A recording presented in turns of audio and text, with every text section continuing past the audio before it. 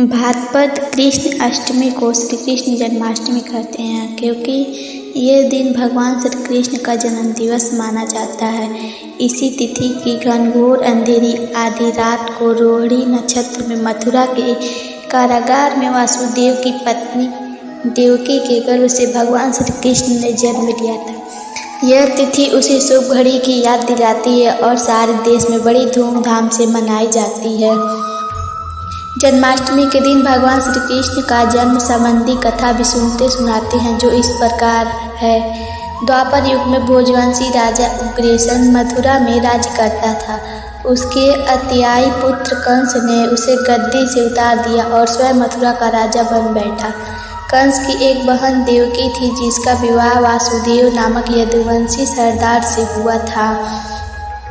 एक समय कंस अपनी बहन देवकी को उसकी ससुराल पहुंचाने जा रहा था। रास्ते में आकाशवाणी हुई, हे कंस, जिस देवकी को तू बड़े प्रेम से ले जा रहा है, उसी में तेरा काल बसता है। उसी के गर्भ से उत्पन्न 8वां बालक तेरा वध करेगा। यह सुनकर कंस वासुदेव को मारने के लिए उद्यत हुआ।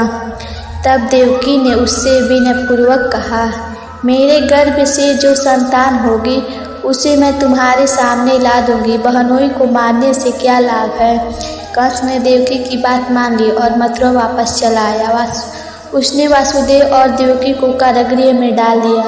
वासुदेव देवकी के एक एक करके 7 बच्चे हुए और 7 को जन्म लेते ही कंस ने मार डाला।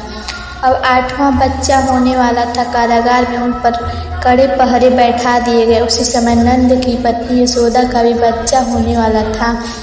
उन्होंने वासुदेव देवकी के दुखी जीवन को देख 8वें बच्चे की रक्षा के उपाय रचा। जिस समय वासुदेव देवकी को पुत्र पैदा हुआ, उसी समय संयोग से यशोदा के गर्भ से एक कन्या का जन्म हुआ, जो और कुछ नहीं सिर्फ माया थी।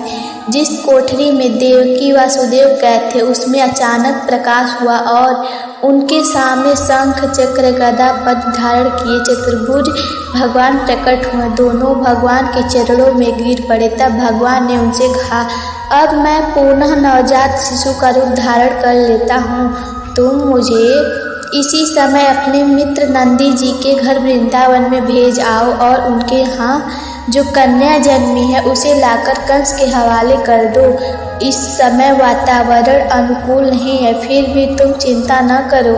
जागते हुए पहरेदार सो जाएंगे। कारागृह के फाटक अपने आप खुल जाएंगे और उफनती अथाह यमुना तुमको पार जाने का मार्ग दे देगी। उसी समय वासुदेव नवजात शिशु रूप श्री कृष्ण को सूप में रखकर कारागृह से निकल पड़े और अथाह यमुना को पार कर नंदी जी के घर पहुँचे। वहाँ उन्होंने नवजात शिशु को यशोदा के साथ सुला दिया और कन्या को लेकर मथुरा आ गए।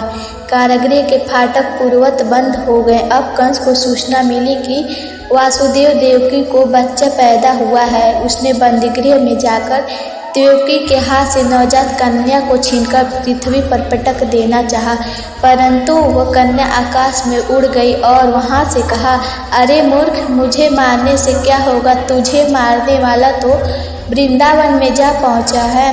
वह जल्द ही तुझ पर पापों का दंड देगा। यह है श्री कृष्ण जन्म कथा।